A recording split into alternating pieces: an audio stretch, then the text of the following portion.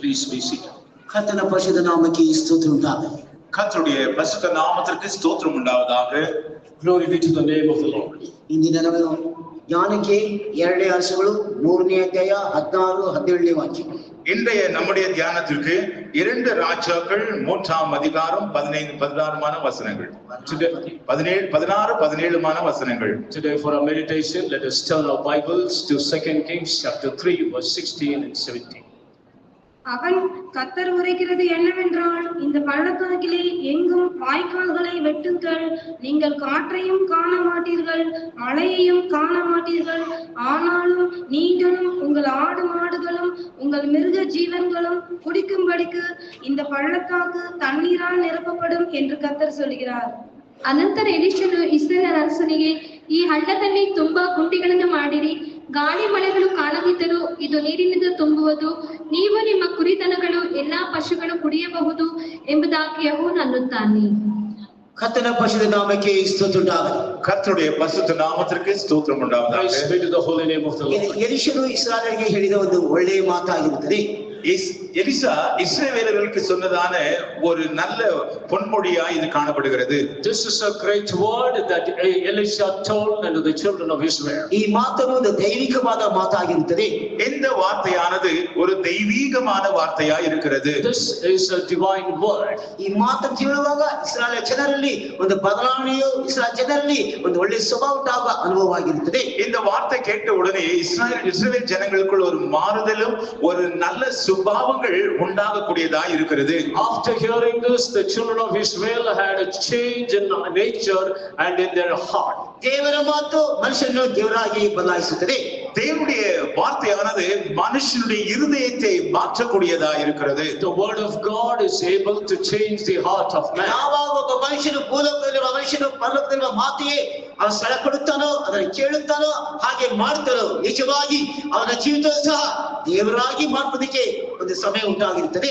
எப்பொழுது ஒரு பரலோகத்தின் தேவனுடைய வார்த்தைக்கு பூமியில் இருக்கிறதான மனுஷன் செவி கொடுத்து அதன்படியாக அவன் ஜீவிக்கிறானோ, அப்பொழுது அவன் தேவனுக்கு ஒப்பானவனாய் தன்னை உருவாக்கிக் கொள்ள கூடியதாய் இருக்கிறது. And when a man who is on this earth listen to the voice of God who is in heaven and walk according to his ways, there is an opportunity for this man to change his heart towards God and be like him. ಎಲೀಷನು ಇಸ್ರಾಯೇಲಿಗೆ ಏನು ಹೇಳ್ತಾರೆ ಇವಾಗ? இங்க எலிசாவும் கூட என்ன சொல்கிறார்? What Elisha says here, ಈ ಹಳ್ಳದಲ್ಲಿ ತುಂಬಾ ಗುಂಡಿಗಳನ್ನು ಮಾಡಿ ಅಂತ ಹೇಳುತ್ತಾನೆ. இங்கே இந்த பள்ளத்தாக்கிலே நீங்கள் எங்கும் வாய்க்கால்களை வெட்டுங்கள் என்று சொல்கிறார். he says, make this valleys full of ditches. ಗಾಳಿಯು ಮಳೆಗಳು ಕಾಣದಿದ್ದರೂ ಇದು ನೀರಿನಿಂದ ತುಂಬುವುದು. அங்கே காற்றையும் நீங்கள் மழையையும் காணாவிட்டாலும் கூட அந்த பள்ளத்தாக்கு தண்ணீரால் நிரம்பி இருக்கும்.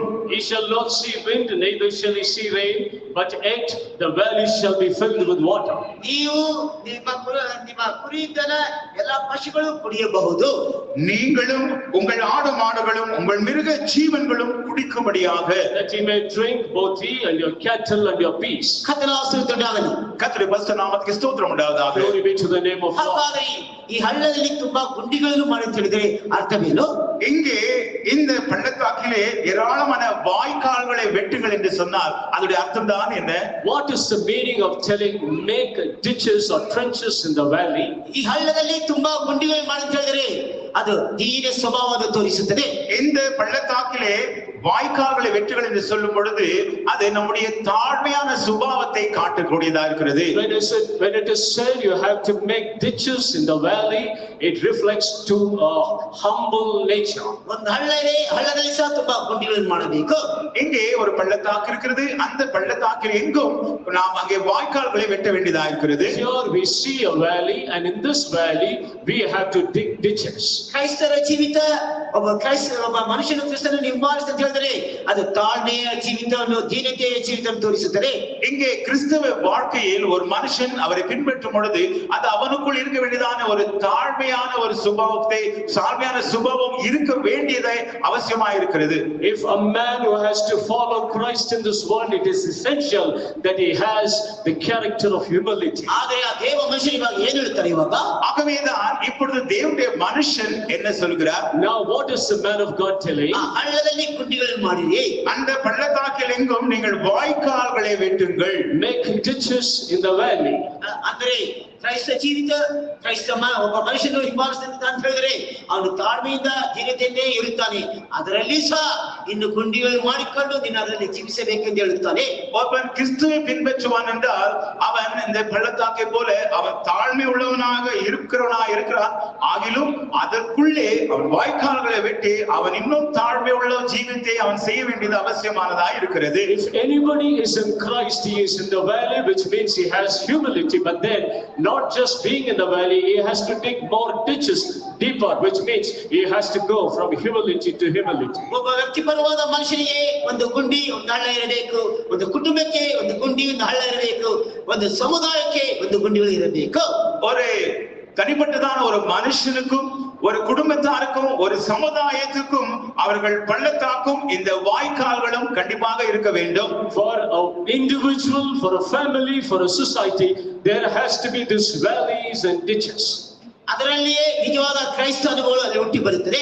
அங்கே இருக்கும் பொழுதுதான் கிறிஸ்துவின் அந்த கிறிஸ்தவ அனுபவங்கள் அங்கே பொங்கி வரக்கூடியதா இருக்கிறது. This is where you will find the Christian experience. Micah 6ನೇ ಅಧ್ಯಾಯ 8ನೇ ವಾಕ್ಯಕ್ಕೆ ಬರುವಾಗ, மீகா 6ஆம் அதிகாரம் 8ஆம் வசனத்துக்கு நாம் திரும்பி வரும் பொழுது, in Micah chapter 6 verse 8, மனுஷனே நன்மை இன்னதென்று அவர் உனக்கு அறிவித்திருக்கிறார். நியாயம் செய்து இரக்கத்தை சிநேகித்து உன் தேவனுக்கு முன்பாக மனத்தாழ்மையாய் நடப்பதை அல்லாமல் வேறே எண்ணத்தை கர்த்தர் உன்னிடத்தில் கேட்கிறார்.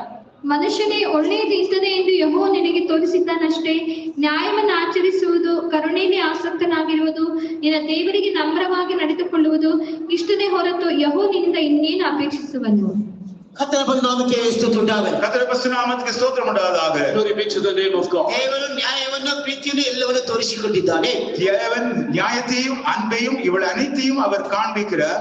God shows justice and mercy.